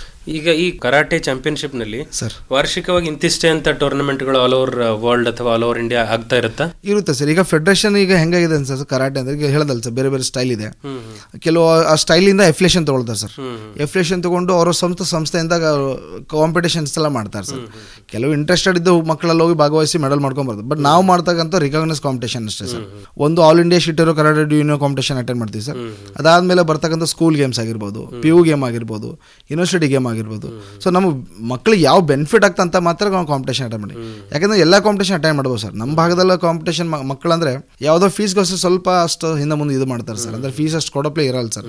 ವರ್ಷ 1-2 ಕಾಂಪಿಟೇಷನ್ ಅಂದ್ರೆ ಜಲ್ದಿ ರೆಡಿ ಆಗಂಗಿಲ್ಲ ಸರ್. ಅಂಥದ್ರಲ್ಲಿ ಯಾವ ಇಂಪಾರ್ಟೆಂಟ್ ಬೆನಿಫಿಟ್ ಆಗ್ತದೆ ಮಕ್ಕಳು ಅಂತ ಕಾಂಪಿಟೇಷನ್ ನಾವು ಅಟೆಂಡ್ ಮಾಡ್ತೀವಿ ಸರ್. ಜಯಂತ್ ಅವ್ರು ಹೇಳಿ, ಮೈಸೂರು ಇವೆಂಟಲ್ಲಿ ನೀವು ಮೆಡಲ್ ಗೆದ್ದಿದ್ದೀರಾ, ನಿಮ್ಮ ಆ ಟೀಮ್ನ ಸದಸ್ಯರು ನೀವು. ಮೈಸೂರಿನ ಚಾಂಪಿಯನ್ಶಿಪ್ನ ಅನುಭವ ಯಾವ ರೀತಿಯಾಗಿತ್ತು? 3 ದಿವಸದ್ದು ಇದು ಇವೆಂಟ್ ಇತ್ತು. ಅಲ್ಲಿ ಒಂದು ಚಿಕ್ಕ ಮಕ್ಕಳಿಗೂ ಒಂದು ದಿವಸ ಇರುತ್ತೆ, ಒಂದು ದೊಡ್ಡವರಿಗೂ ಒಂದು ಅವಕಾಶ ಇರುತ್ತೆ. ಅದರಲ್ಲಿ 60 kg ಅಂಡರ್ ಅಂತೆ, 80 kg ಅಂಡರ್, 100 ಬೇರೆ ಬೇರೆ ಕೆಟಗರಿಗಳಿರುತ್ತೆ. ಅದರಲ್ಲಿ 60 kg ಅಂಡರ್ ಅಂತ ನಾನು ಸೆಲೆಕ್ಟಿಂಗ್ ನಂದಿತ್ತು. ಹಾಗೆ ಅಲ್ಲೆಲ್ಲ ಫಸ್ಟಿಗೆ ಹೋದೆ ಸರ್. ಎಲ್ಲ ಮಕ್ಕಳು ಜನ ಇದ್ರು, ಬಹಳ ಜನ ಇದ್ರು. ಅದರಲ್ಲಿ ಒಂಥರ ಅನಿಸ್ತು ಸರ್, ಏನಪ್ಪ ಏನಿಲ್ಲ ಅಂಜೋದು. ಇದೇ ಮೊದಲನೇ ಇವೆಂಟ್ ಅಲ್ಲ ನಿಮ್ದು? ಆಮೇಲೆ ಕುಮಿತೆಯಲ್ಲಿ ನೋಡಿದೆ ಸರ್. ಫಸ್ಟ್ ರೌಂಡ್ ಇದು ಮಾಡಿದೆ, ಸೆಕೆಂಡ್ ರೌಂಡ್ ಅಲ್ಲಿ ಇದು ಆಯ್ತು ಸರ್. ಅಂದ್ರೆ ಆ ತರ ಹೆದರಿಕೆ ಇತ್ತು ಸರ್ ಕುಮಿತೆಯಲ್ಲಿ, ಇಂಡಿವಿಜುವಲ್ ಕುಮಿತೆಯಲ್ಲಿ. ತರ ಹೆದರಿಕೆಲಿಂತ ನಂಗೆ ಒಂಥರ ಭಯ ಅನಿಸ್ತು ಸರ್. ಮುಂದೇನ್ ಮಾಡೋಕು ಏನಿಲ್ಲ, ಹಂಗೆ ಪ್ರಾಕ್ಟೀಸ್ ಬಿಟ್ಟು ಆಮೇಲೆ ಗೊತ್ತಾಯ್ತು ಈ ತರ ಇರುತ್ತೆ, ಈ ತರ ಇಲ್ಲ. ಆಮೇಲೆ ಒಂದ್ ಸ್ವಲ್ಪ ಧೈರ್ಯ ಬಂದಾಗೈತೆ ಸರ್. ಸರ್ ಎಲ್ಲ ಮೋಟಿವೇಶನ್ ಮಾಡಿದ್ರು, ಈ ತರ ಎಲ್ಲ ಏನಿಲ್ಲ, ಈ ತರ ಇರುತ್ತೆ ಅಂತ ತರ ಇದು ಮಾಡಿದೆ ಸರ್ ಕುಮಿತೆಯಲ್ಲಿ. ಜಯಂತ್ ಅವ್ರಿಗೆ ಮೈಸೂರು ಇವೆಂಟಲ್ಲಿ ಮೆಡಲ್ ಅಂತೂ ಗೆದ್ದಾಯಿತು.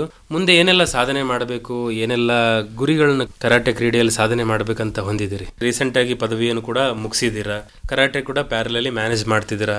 ಸಾಮಾನ್ಯವಾಗಿ ನಾವು ಗ್ರಾಮೀಣ ಪ್ರತಿಭೆ ಅಥವಾ ಗ್ರಾಮೀಣ ಪ್ರದೇಶದಿಂದ ಬಂದ ಹುಡುಗರಿಗೆ ಏನಾಗುತ್ತೆ, ನಮಗೆ ಆದಷ್ಟು ಬೇಗ ಒಂದು ನೌಕರಿ ತಗೋಬೇಕು, ತಂದೆ ತಾಯಿನ ಸರಿಯಾಗಿ ನೋಡ್ಕೋಬೇಕು, ತಮ್ಮ ಅಕ್ಕಂದಿರನ್ನ ಓದಿಸ್ಬೇಕು ಅಥವಾ ಅವ್ರ ಮದುವೆ ಮಾಡಬೇಕು, ಇಷ್ಟೆಲ್ಲ ಜವಾಬ್ದಾರಿಗಳಿರುತ್ತೆ. ಈ ಎಲ್ಲ ಜವಾಬ್ದಾರಿಗಳ ಮಧ್ಯೆ ನೀವು ಕರಾಟೆಯನ್ನು ಕಂಟಿನ್ಯೂ ಮಾಡ್ತಿರೋ ಅಥವಾ ಜಾಬ್ ತಗೋತಿರೋ ಅಥವಾ ಇವು ಬ್ಯಾಲೆನ್ಸ್ ಹೆಂಗ್ ಮಾಡ್ತೀರಾ ಅಥವಾ ಫ್ಯೂಚರ್ ಪ್ಲಾನ್ಸ್ ಏನೇನದ ನಿಮ್ದು? ಸರ್ ನಂಗೆ ಫಸ್ಟ್ ಆಫ್ ಆಲ್ ಮನೇಲಿ ಅಂದ್ರೆ ಒಂಥರ ಸಪೋರ್ಟ್ ಸರ್. ತಂದೆ ಸಪೋರ್ಟ್, ತಾಯಿ ಸಪೋರ್ಟ್, ಹುಡುಗರು ಇರ್ತಾರೆ ಸರ್. ಅವರಲ್ಲಿ ಮನೆಯಲ್ಲಿ ಜಾಬಿಗೆ ಹೋಗು, ಜಲ್ದಿ ಹೋಗು, ಮುಂದೆ ಅದೇ ಮಾಡು, ರೊಕ್ಕ ತಂದು ಕೊಡು ಅದು ಮಾಡ್ತಾರೆ. ಅಂದ್ರೆ ನಮ್ ತಂದೆಯವ್ರ ಹಂಗೇನು ಕಳ್ಸಿಲ್ಲ ಸರ್. ಫಸ್ಟ್ ಆಫ್ ಆಲ್ ಹೇಳ್ಬೇಕು, ಮುಂದ್ ಕಲೀನಿ, ಚೆನ್ನಾಗಿರು, ಏನಾದ್ರೆ ಬಿ ನಾನು ಹಿಂಗ್ ನೋಡ್ಕೋತೀನಿ, ಸಪೋರ್ಟ್ ಮಾಡ್ತೀನಿ ಅಂತ ಇದು ಒಂದು ಮಾತು ಹೇಳ್ತಿದ್ರಿ ಸರ್. ನಮ್ ತಂದೆ ಹೆಸರು ಮಂಜುನಾಥ್ ಭೈರಪ್ಪ, ನಮ್ ತಾಯಿ ಹೆಸರು ಸುನೀತಾ ಅಂತ.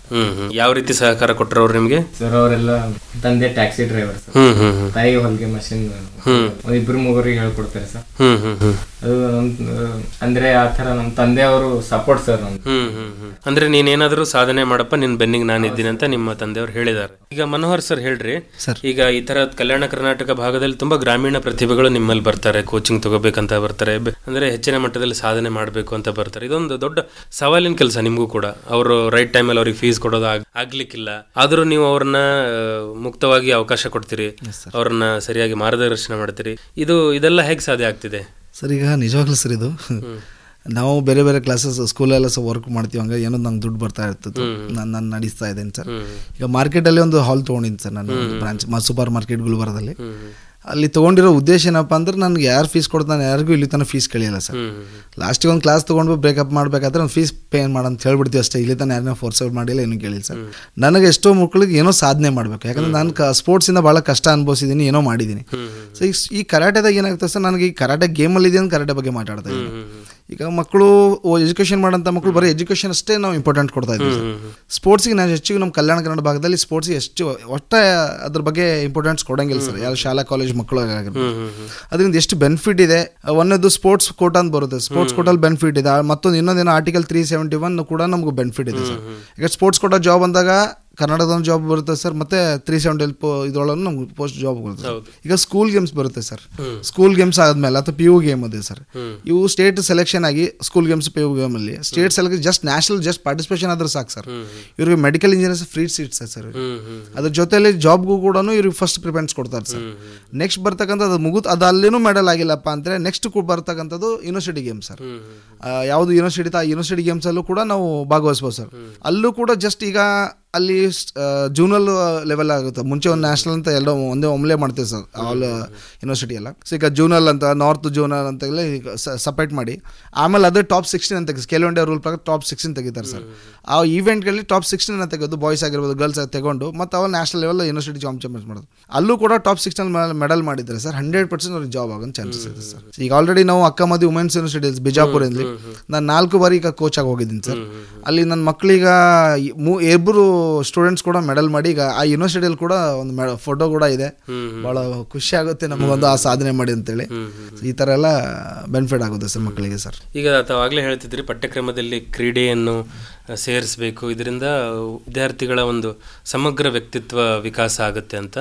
ಇದರಲ್ಲಿ ಏನೆಲ್ಲ ಸವಾಲುಗಳಿದೆ ಪ್ರಸ್ತುತವಾಗಿ? ಈಗ ಕರಾಟೆ ಮಾತ್ರ ಅಲ್ಲ, ಬೇರೆ ಎಲ್ಲ ಈಗ ನೀವು ಹೇಳಿದಾಗೆ ಹೆಚ್ಚಿನ ಒತ್ತನ್ನು ಪೇರೆಂಟ್ಸ್ ಕೂಡ ಮತ್ತೆ ಶೈಕ್ಷಣಿಕ ಸಂಸ್ಥೆಗಳು ಕೂಡ ವಿದ್ಯಾಭ್ಯಾಸದ ಕಡೆಗೆ ಕೊಡ್ತಾರೆ. ಓದಿ ಅಂತ ಪ್ರೆಷರೈಸ್ ಮಾಡ್ತಾರೆ. ತುಂಬಾ ಹುಡುಗರಲ್ಲಿ ಪ್ರತಿಭೆ ಇದ್ರೂ ಕೂಡ ಅದನ್ನ ಸರಿಯಾದ ರೀತಿಯಲ್ಲಿ ಪೋಷಣೆ ಮಾಡ್ಲಿಕ್ಕೆ ನಮ್ಗೆ ಸಾಧ್ಯ ಆಗ್ತಿಲ್ಲ. ಏನೆಲ್ಲ ಸವಾಲುಗಳಿದೆ ಅಂತ ಹೇಳ್ತಾರೆ? ಅದೇ ಸರ್ ಹೇಳ್ದಲ್ಲ ಸರ್, ನಾನು ಸ್ಟಾರ್ಟಿಂಗ್ ಅಲ್ಲಿ ಕ್ರೀಡಾ ಅಧಿಕಾರಿ IAS ಅಧಿಕಾರಿ ಬೇಕು ಅಂತ ಹೇಳ್ಕೊಂಡು, ಯಾಕೆ ಸ್ಪೋರ್ಟ್ಸ್ ಬಗ್ಗೆ ನಾಲೆಜ್ ಇರುವಂತವ್ರು ಇಲ್ಲಿ ಬರ್ಬೇಕಾಗುತ್ತೆ ಸರ್. ಕೆಲಸ ಮಾಡೋರು ಆ ತರ ಬೇಕು ಸರ್. ಅಂದಾಗ ಏನಾಗುತ್ತೆ ಸರ್, ಇಲ್ಲ ಸ್ಪೋರ್ಟ್ಸ್ ಬಗ್ಗೆ ಅವೇರ್ನೆಸ್ ಮಾಡುವಂತ ಕೆಲಸ ಆಗ್ತದೆ, ಜಾಗೃತಿ ಮೂಡಿಸುವಂತ ಕೆಲಸ. ಯಾಕಂದ್ರೆ ಮೊನ್ನೆ ಉದಾಹರಣೆ ಸರ್, ಒಂದು PU ಕಾಂಪಿಟೇಷನ್ ಆಯ್ತು ಸರ್. ಸೊ ಅವ್ರಿಗೆ ಕಾಲೇಜ್ಗಳಲ್ಲಿ ಆಲ್ಮೋಸ್ಟ್ PT ಸರ್ಗಳು ಇರಂಗಿಲ್ಲ ಸರ್. ಆ ಸಂದರ್ಭದಲ್ಲಿ ಪ್ರಿನ್ಸಿಪಾಲ್ಗಳಿಗೆ ಅವ್ರು ಮಾಹಿತಿ ಕೊಟ್ಟಿರ್ತಾರೆ, ಯಾರು ಡಿಪಾರ್ಟ್ಮೆಂಟ್ ಸರ್. ಒಂದು ಹುಡುಗಿಗೆ ಪಾರ್ಟಿಸಿಪೇಷನ್ ಆಗಿರಲಿಲ್ಲ. ಆ ಸಂದರ್ಭದಲ್ಲಿ ನಾನು ಡೈರೆಕ್ಟರ್ಗಳಿಗೆ ನಾನು ಕಂಪ್ಲೇಂಟ್ ಮಾಡಿದೆ ಸರ್, ಈ ಹುಡುಗಿಗೆ ಮಾಹಿತಿನೇ ಇಲ್ಲ ಸರ್, ಪಾಪ ಇವತ್ತು ಬೆಳಗ್ಗೆ ಗೊತ್ತಾಯ್ತು, ನಾನು ಇನ್ಫಾರ್ಮೇಶನ್ ಕೊಟ್ಟಿದ್ದೀನಿ ಸರ್, ಬಂದಿದ್ದಾಳೆ ಅವಳು. ಹಂಗೆ ಕೊಡಂಗಿಲ್ಲ ಅವ್ರಿಗೆ, ಪ್ರಿನ್ಸಿಪಾಲ್ಗೆಲ್ಲ ಗೊತ್ತಿರುತ್ತೆ. ಅಂದ್ರೆ ಅವ್ನು ಡೈರೆಕ್ಟರ್ ಹೇಳಿದ್ದರು ಅಂತ ಮಾತು. ಮಾಹಿತಿ ಕೊಡಬೇಕು, ಸ್ಪೋರ್ಟ್ಸ್ ಬಗ್ಗೆ ಅವೇರ್ನೆಸ್ ಮಾಡಬೇಕು, ಬರೀ ಎಜುಕೇಶನ್ ರಿಸಲ್ಟ್ ತೆಗಿಬೇಕು ಅನ್ನೋ ಉದ್ದೇಶ ಇರಬಾರ್ದು, ಸ್ಪೋರ್ಟ್ಸ್ ಬಗ್ಗೆ ಮಾಹಿತಿ ಕೊಡ್ಬೇಕಂತೇಳಿ ನಮ್ಮ ಡೈರೆಕ್ಟರ್ ಆ ರೀತಿ ಮಾತಾಡಿ ಬಹಳ ಖುಷಿ ಆಯ್ತು ಸರ್. ಅವ್ರು ಹೇಳಿದ್ರು ಸರ್, ಇದು ಅವೇರ್ನೆಸ್ ಆಗ್ಬೇಕು ಸರ್, ಯಾಕಂದ್ರೆ ಬಹಳಷ್ಟು ಮಕ್ಕಳು ಟ್ಯಾಲೆಂಟ್ ಇರ್ತದೆ, PUC ಬಂದ ತಕ್ಷಣ ಟ್ಯಾಲೆಂಟ್ನ ಕುಗ್ಗುವಂತ ಕೆಲಸ ಆಗ್ತದೆ ಸರ್ ಕಲಬುರಗಿ ಕಲ್ಯಾಣ ಕರ್ನಾಟಕದಾಗ. ಅದು ಮಾಡ್ಬೇಕಂತ ಅವ್ರು ಒಳ್ಳೆ ಒಂದು ಸಜೆಷನ್ ಕೊಟ್ಟಾಗ ಅವರು ಖಂಡಿತವಾಗಂತ ಪ್ರಯತ್ನ ಮಾಡ್ತೀನಿ ಅನ್ನೋದು ಮಾತಾಡೋದು ಸರ್. ಸೊ ಬಹಳಷ್ಟು ಕೆಲಸಗಳು ಆಗ್ಬೇಕು ಸರ್, ಅವೇರ್ನೆಸ್ ಕಾರ್ಯಕ್ರಮಗಳು ಇಲ್ಲಿ ಕಲಬುರಗಿಯಲ್ಲಿ ಆಗ್ಬೇಕು ಸರ್. ಕಲ್ಯಾಣ ಕರ್ನಾಟಕದ ಭಾಗದಲ್ಲಿ ಇತ್ತೀಚೆಗೆ ಮುಂಚೆಗಿಂತ ಸ್ವಲ್ಪ ಮಟ್ಟಿಗೆ ಹೆಚ್ಚಿನ ಸಾಧನೆ ಆಗ್ತಾ ಇದೆ ಬೇರೆ ಬೇರೆ ಎಲ್ಲ ಕ್ರೀಡೆಗಳಲ್ಲಿ. ಅದೊಂದು ಉತ್ತಮ ಬೆಳವಣಿಗೆ, ಆದ್ರೆ ಇನ್ನೂ ಆಗ್ಬೇಕಾಗಿರೋದು ತುಂಬಾ ಇದೆ ಅಂತ ತಾವು ಹೇಳ್ತಾ ಇದ್ರ. ಜಯಂತ್ ಅವರೇ, ಈಗ ನಿಮ್ಮ ಥರಾನೇ ತುಂಬಾ ಯುವಕರು ಬೇರೆ ಬೇರೆ ಕ್ರೀಡೆಗಳಲ್ಲಿ ಆಸಕ್ತಿ ಹೊಂದಿ ಕ್ರೀಡೆಯಲ್ಲಿ ಮುಂದುವರಿಬೇಕು ಅಂತ ಅವರು ಸಾಧನೆ ಮಾಡ್ತಾ ಇರ್ತಾರೆ. ಕೆಲವೊಬ್ಬರಿಗೆ ಯಶಸ್ಸು ಸಿಗುತ್ತೆ, ಕೆಲವೊಬ್ಬರಿಗೆ ಸಿಗಲ್ಲ. ಈ ಕಡೆ ಸ್ಟಡೀಸು ಮ್ಯಾನೇಜ್ ಮಾಡಬೇಕು. ಆ ಥರ ಯುವಕರಿಗೆ ನೀವು ಏನೊಂದು ಕಿವಿ ಮಾತನ್ನು ಹೇಳಲಿಕ್ಕೆ ಇಷ್ಟಪಡ್ತೀರಾ? ಸರ್, ಮೊದಲು ಪೇರೆಂಟ್ಸ್ ಸಪೋರ್ಟ್ ಇರ್ಬೇಕು ಸರ್. ಫೋಕಸ್ ಒಂದ್ ಕಡೆನೇ ಇರ್ಬೇಕು ಸರ್. ಅಂದ್ರೆ ಇದು ಮಾಡ್ತೇನಪ್ಪ, ಇದು ಬೇರೆ ಬೇರೆ ತರಹದ ಏನ್ ಆಕ್ಟಿವಿಟೀಸ್ ಇರ್ಬೇಕು. ತನ್ನ ಸ್ಟ್ರಗ್ಲಿಂಗ್ ಇಂದ ಏನ್ ಮುಂದ್ ಬರ್ಬೇಕು ಏನಿಲ್ಲ ತಾನೆಲ್ಲ ತಿಳ್ಕೊಂಡ್ಬಿಡ್ಬೇಕು ಸರ್. ತನ್ನ ಸ್ಟ್ರಗ್ಲಿಂಗ್ ಏನ್ ಆಗುತ್ತೆ ನೋಡಿ ಸರ್, ಅವನಿಗೆ ಅದು ಅನುಭವ ಆಗಿರುತ್ತೆ. ಅವಾಗ ಗೊತ್ತಾಗುತ್ತೆ ಸರ್, ಅವ್ನು ಮುಂದೆ ಬರಬೇಕು, ಇದು ಮಾಡಬೇಕು, ಏನಾದರೂ ಸಾಧನೆ ಮಾಡಬೇಕು ಆ ಥರ ಅವ್ನಿಗೆ ಇರ್ಬೇಕು ಸರ್. ತುಂಬ ಸರಿಯಾಗಿ ಹೇಳಿದ್ರಿ ಜಯಂತ್ ಅವರೇ. ಮನೋಹರ್ ಸರ್ ಹೇಳಿ, ಈಗ ಕೊನೆಯದಾಗಿ ನಮ್ಮ ಎಲ್ಲ ಕೇಳುಗರಿಗಾಗಿ ಅಥವಾ ಈ ಒಂದು ಸಾಧನೆಯ ಹಂತದಲ್ಲಿರುವಂತಹ ವಿದ್ಯಾರ್ಥಿಗಳು, ಅದೇ ಇವ್ರಿಗೆ ಕೇಳಿದಂತ ಪ್ರಶ್ನೆ ಕೇಳೋದಾದ್ರೆ ತುಂಬಾ ಗೊಂದಲದಲ್ಲಿ ಇರ್ತಾರೆ ವಿದ್ಯಾರ್ಥಿಗಳು ಈ ಹಂತದಲ್ಲಿ. ಅಂದ್ರೆ ವಿದ್ಯಾಭ್ಯಾಸ ಮತ್ತು ಸ್ಪೋರ್ಟ್ಸ್ ಎರಡನ್ನು ಹೇಗೆ ಮ್ಯಾನೇಜ್ ಮಾಡೋದಪ್ಪ ಅಂತ. ನೀವೆಲ್ಲ ತುಂಬಾ ಹುಡುಗರು, ನೀವು ಅವ್ರ ಜೊತೆಗೆ ನೀವು ಒಡನಾಟ ಇಟ್ಕೊಂಡಂತವ್ರು, ತುಂಬಾ ಹುಡುಗರಿಗೆ ಮಾರ್ಗದರ್ಶನ ಮಾಡಿದಂಥವ್ರು. ಮತ್ತೆ ಇನ್ನೊಂದು ಪ್ರಮುಖವಾದ ಪ್ರಶ್ನೆ, ಈ ಕರಾಟೆ ಕ್ರೀಡೆಯಲ್ಲಿ ಈ ಕಲ್ಯಾಣ ಕರ್ನಾಟಕ ಭಾಗದ ಹುಡುಗಿಯರ ಪಾರ್ಟಿಸಿಪೇಷನ್ ಯಾವ ರೀತಿ ಇದೆ, ಅದ್ರ ಬಗ್ಗೆ ಸ್ವಲ್ಪ ಹೇಳಿ. ಈಗ ನಾವು ಬರೀ ಹುಡುಗರ ಬಗ್ಗೆ ಅಷ್ಟೇನೆ ಮಾತಾಡ್ತಿದ್ದೀವಿ, ಆದ್ರೆ ಅಷ್ಟೇ ಸಂಖ್ಯೆಯಲ್ಲಿ ಹುಡುಗಿಯರು ಕೂಡ ಕರಾಟೆಗೆ ಬರ್ತಾ ಇದ್ದಾರೆ, ನಮ್ಮ ಭಾಗದಿಂದನೂ ಬರ್ತಾ ಇದ್ದಾರೆ. ಈ ಕಲ್ಯಾಣ ಕರ್ನಾಟಕ ಭಾಗದಲ್ಲಿ ಹೆಣ್ಮಕ್ಕಳ ಪಾರ್ಟಿಸಿಪೇಷನ್ ಕರಾಟೆಯಲ್ಲಿ ಯಾವ ರೀತಿಯಾಗಿದೆ ಸರ್? ನಿಜವಾಗ್ಲೂ ಬಹಳ ಸಂತೋಷ ಪಡುವಂತ ವಿಷಯ ಸರ್. ಯಾಕಂದ್ರೆ ನಾವು ಮುಂಚೆ ಹುಡುಗಿಯರು ಬಾ ಅಂದ್ರೆ ಬರ್ತಾ ಇರ್ಲಿಲ್ಲ. ಇವಾಗ ಬಹಳ ಪೇರೆಂಟ್ಸ್ ಎಲ್ಲ ಸ್ವಲ್ಪ ಚೇಂಜಸ್ ಆಗಿದೆ ಸರ್. ಚೇಂಜಸ್ ಆಗಿಬಿಟ್ಟು ನಮ್ಮ ಭಾಗದಲ್ಲಿ, ಕಲ್ಯಾಣ ಕನ್ನಡ ಭಾಗದಲ್ಲಿ ಮಹಿಳೆಯರು ವಿದ್ಯಾರ್ಥಿಗಳು ಕರಾಟೆ ಮಾಡೋದಲ್ಲದೆ ಚಾಂಪಿಯನ್ಶಿಪ್ ಅಟೆಂಡ್ ಒಳ್ಳೆ ಸಾಧನೆ ಮಾಡ್ತಾರೆ ಸರ್. ನಾನು ಅಷ್ಟೇ ಅಲ್ಲ, ಇನ್ನೂ ಶಾಲಾ ಕಾಲೇಜು ಮಕ್ಕಳಿಗೆಲ್ಲ ಮಹಿಳೆಯರು ಬಹಳ ಬರಬೇಕು ಅಂತ ಈ ಕರಾಟೆನ ಕಲಿಬೇಕು, ನೀವು ಭಾಗವಹಿಸಬೇಕು, ಬೆಳಿಬೇಕು ಅನ್ನೋ ಉದ್ದೇಶ ನಂದಿದೆ ಸರ್. ಯಾಕಂದ್ರೆ ಈ ಸಮಾಜದಲ್ಲಿ ನಡೀತಕ್ಕಂಥ ದೌರ್ಜನ್ಯ, ಅತ್ಯಾಚಾರಗಳ ಘಟನೆ ಆಗ್ತದೆ ಸರ್. ಆಲ್ರೆಡಿ ಸರ್ಕಾರ ಕೂಡ ಒಂದು ಓಬವ್ವ ಸ್ಕೀಮ್ ಅಂತ ಕೂಡ ಪ್ರಾರಂಭ ಮಾಡ್ತು, ಶಾಲಾ ಕಾಲೇಜು ಮಕ್ಕಳಿಗೆ ಆಗಿರ್ಬೋದು, ಹಾಸ್ಟೆಲ್ ಮಕ್ಕಳಿಗೆಲ್ಲ, ಮೊರಾರ್ಜಿ ದೇಸಾಯಿ ಮಕ್ಕಳಿಗೆಲ್ಲ ಆಲ್ರೆಡಿ ನಾವು ಎಲ್ಲ ಕಡೆ ತರಬೇತಿಯನ್ನು ನೀಡಿದ್ವಿ ಸರ್, ಹಳ್ಳಿಗೆ ಹೋಗ್ಬಿಟ್ಟು. ಆದರೆ ಈಗ ಯಾಕೋ ಗೊತ್ತಿಲ್ಲ, ಸರ್ಕಾರ ಅದನ್ನು ತಡೆ ಹಿಡಿದಿದೆ. ಸೊ ಇದರಿಂದ ಏನಾಗುತ್ತೆ, ಕೆಲವು ಗ್ರಾಮೀಣ ಪ್ರದೇಶ ಮಕ್ಕಳಿಗೆ ಅಲ್ಲಿ ಕಲಿಯುವಂಥ ಅವಕಾಶನ ಕಟ್ಟಿ ಆಗುತ್ತೆ ಸರ್. ಸೊ ಸಿಟಿ ಮಕ್ಕಳಿಗೆ ಅಷ್ಟೇ ಅವಕಾಶ ಸಿಗ್ತಾ ಇದೆ. ಸೊ ಇದರಿಂದ ಏನಾಗುತ್ತೆ, ಈ ಸ್ಕೀಮನ್ನು ಮತ್ತೆ ಪ್ರಾರಂಭ ಮಾಡಿದಾಗ ಒಂದು ಕರಾಟೆ ತರಬೇತಿಗಳು ಬದುಕನ್ನು ನಡೆಸ್ಬೋದು, ಅವ್ರ ಉಪಜೀವನವನ್ನು ನಡೀತದೆ. ಜೊತೆಯಲ್ಲಿ ಮಹಿಳೆಯರಿಗೆ ಕರಾಟೆ ಆತ್ಮರಕ್ಷಣೆ, ಕರಾಟೆ ಅನ್ನೋದಾಗುತ್ತೆ, ಇದೆಲ್ಲ ಅತ್ಯಾಚಾರ ಆಗಿರ್ಬೋದು, ದೌರ್ಜನ್ಯ, ಇದು ಸ್ವಲ್ಪ ತಡೆಯುವಂಥ ಒಂದು ಕೆಲಸ ಆಗುತ್ತೆ ಸರ್. ಸೊ ಭಾಳಷ್ಟು ಇಂಟ್ರೆಸ್ಟೆಡ್ ಗ್ರಾಮೀಣ ಪ್ರದೇಶದಲ್ಲಿ ಮಕ್ಕಳು, ಹೆಣ್ಮಕ್ಳು, ಸ್ಪೆಷಲಿ ಹೆಣ್ಮಕ್ಳು ಅಲ್ಲಿ ಭಾಳಷ್ಟು ಇಂಟ್ರೆಸ್ಟೆಡ್ ಸರ್. ಬಟ್ ಆದರೆ ಇಲ್ಲಿ ಸಿಟಿಯಲ್ಲಿ ಇರ್ತಕ್ಕಂಥ ಅಲ್ಲಿ ಹೋಗಿ ಕಲಿಸೋಂಥ ಅವಕಾಶ ಇರೋದ್ರಿಂದ ಅಲ್ಲಿ ತೊಂದರೆ ಆಗುತ್ತೆ. ಬಟ್ ಸಿಟಿಯಲ್ಲಿ ಕೂಡ ಭಾಳ ಇಂಟ್ರೆಸ್ಟೆಡ್ ಮಕ್ಕಳು ಬರ್ತಾ ಇದೆ, ಅದಕ್ಕೆ ಭಾಳ ಸಂತೋಷ ವಿಷಯ ಅಂತ ಹೇಳಕ್ ಬಯಸ್ತೀನಿ ಸರ್. ಈಗ ಇನ್ನೊಂದು ತುಂಬಾ ಸವಾಲಿನ ವಿಷಯ ಅಂತಂದ್ರೆ ಫಂಡ್ಸ್ ಸರ್. ನೀವು ಸಾಮಾನ್ಯವಾಗಿ ಸಾಧನೆ ಮಾಡ್ತೀರಾ ದೇಶೀಯ ಮಟ್ಟದಲ್ಲಿ ಅಥವಾ ರಾಜ್ಯ ಮಟ್ಟದಲ್ಲಿ, ರಾಷ್ಟ್ರೀಯ ಮಟ್ಟದಲ್ಲಿ, ಅಂತಾರಾಷ್ಟ್ರೀಯ ಮಟ್ಟದಲ್ಲಿ ತಾವು ಟೂರ್ನಮೆಂಟ್ಗೆ ಅರ್ಹತೆ ಪಡೆದ್ರು ಕೂಡ ಪಾರ್ಟಿಸಿಪೇಷನ್ ಸಲುವಾಗಿ ನಿಮಗೆ ಹಣಕಾಸಿನ ತೊಂದರೆ ಆಗ್ತಾ ಇರುತ್ತೆ ಅಂತ ಆಗ್ಲೇ ಹೇಳ್ತಾ ಇದ್ರಿ. ಇದನ್ನು ಯಾವ ರೀತಿ ಮ್ಯಾನೇಜ್ಮೆಂಟ್ ಮಾಡ್ತಿದ್ರೆ, ಯಾವೆಲ್ಲ ಸಂಸ್ಥೆಗಳು ನಿಮಗೆ ಸಹಾಯ ಮಾಡ್ತಾ ಇದೆ ಸರ್? ಕಲಬುರಗಿಯಲ್ಲಿ ಸಾಧನೆಗಿಂತ ಮುಂಚೆ ಯಾರು ಪ್ರೋತ್ಸಾಹ ಮಾಡಲ್ಲ ಸರ್, ಸಾಧನೆ ಮಾಡಿದ್ಮೇಲೆ ನಮ್ಮ ಹುಡುಗ ಅಂತ ಹೇಳ್ಕೊತಾರೆ ಸರ್. ಸ್ಟಾರ್ಟಿಂಗಲ್ಲಿ ನಮಗೆ ಕೆಲವು ರಾಜಕೀಯ ಮುಖಂಡರಾಗಿರ್ಬೋದು, ಕೆಲವು ವಿದ್ಯಾಸಂಸ್ಥೆಗಳು ನಮಗೆ ಭಾಳ ಸಪೋರ್ಟ್ ಮಾಡಿದ್ರು ಸರ್. ಆ ರೀತಿ ಹೇಳ್ಕೊಂತ ಬಟ್ ಸಹಕಾರ ಮಾತ್ರ ಭಾಳ ಒಳ್ಳೆ ಇದು ಸಪೋರ್ಟ್ ಕೊಟ್ಟು ನಮಗೆ ಮಾಡ್ಬಾ ಅಂತ ಹೇಳ್ಕೊಂಡು, ಸೆಕೆಂಡ್ ಟೈಮ್ ಅವ್ರಿಗೆ ಗೊತ್ತಾಯ್ತು ಇದು ಏನೋ ಮಾಡ್ತಾ ಇದ್ದಾರೆ ಮನುಷ್ಯ ಅಂತ ಹೇಳ್ಕೊಂಡು, ಸೆಕೆಂಡ್ ಟೈಮ್ ನಂಗೆ ಕರೆದ್ಬಿಟ್ಟು ಪ್ರೋತ್ಸಾಹ ಮಾಡಿದ್ರು ಸರ್. ಮಾಡ್ತಾರೆ, ಅದಕ್ಕೇನು ಇದಿಲ್ಲ ಸರ್. ಬಟ್ ಕೆಲವು ಜನ, ನಾನಂತಲ್ಲ ಸರ್, ಎಲ್ಲರಿಗೂ ನೀವು ಪ್ರೋತ್ಸಾಹ ಮಾಡಂತೇಳಿ ನನ್ನ ಒಂದು ಮನವಿ ಮಾಡ್ತೀನಿ ಸರ್ ಈ ಸಂದರ್ಭದಲ್ಲಿ ಸರ್. ಈಗ ಕೊನೆಯದಾಗಿ ನಮ್ಮ ಎಲ್ಲ ಕರಾಟೆ ಪಟುಗಳಿಗೆ ಅಥವಾ ಇನ್ನೂ ಕರಾಟೆಗೆ ಸೇರ್ಕೋಬೇಕಪ್ಪ ನಾನು ಅಂತ ಫ್ಯೂಚರಲ್ಲಿ ಪ್ಲಾನ್ ಮಾಡ್ತುವಂಥ ಹುಡುಗರಿಗೆ ಅಥವಾ ಮಕ್ಕಳಿಗೆ ಏನು ಕಿವಿ ಮಾತು ಹೇಳಲಿಕ್ಕೆ ಇಷ್ಟಪಡ್ತೀರಾ ಸರ್? ಖಂಡಿತವಾಗಿಯೂ ಎಲ್ಲ ಮಕ್ಕಳಿಗೆ ಹೇಳ್ತೀನಿ, ನಿಮ್ಮ ಈಗ ಆಲ್ರೆಡಿ ನಾವೆಲ್ಲ ಫುಡ್ ತಿಂತಕ್ಕಂಥ ಫುಡ್ ಏನೋ ಸ್ಟ್ರಾಂಗ್ ಇಲ್ಲ, ಸೊ ಹೆಲ್ತಾಗಿ ನಾವು ಚೆನ್ನಾಗಿರೋಲ್ಲ, ಬರೀ ಓದೋದು ಮಾಡಬೇಡ್ರಿ.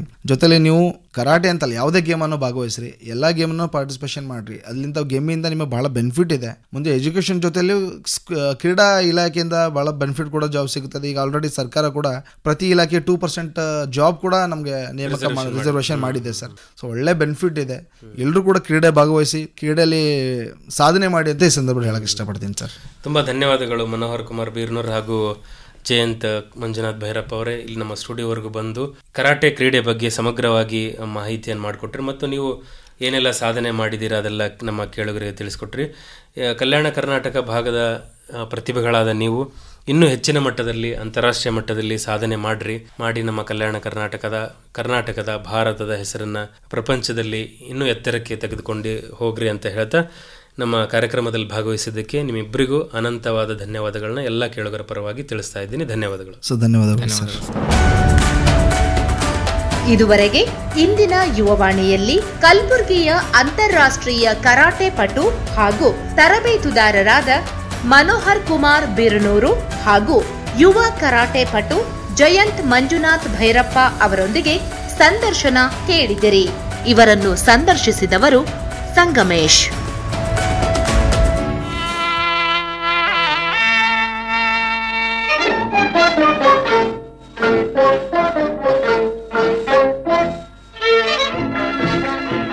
ಇದು ಇಂದಿನ ಯುವವಾಣಿ.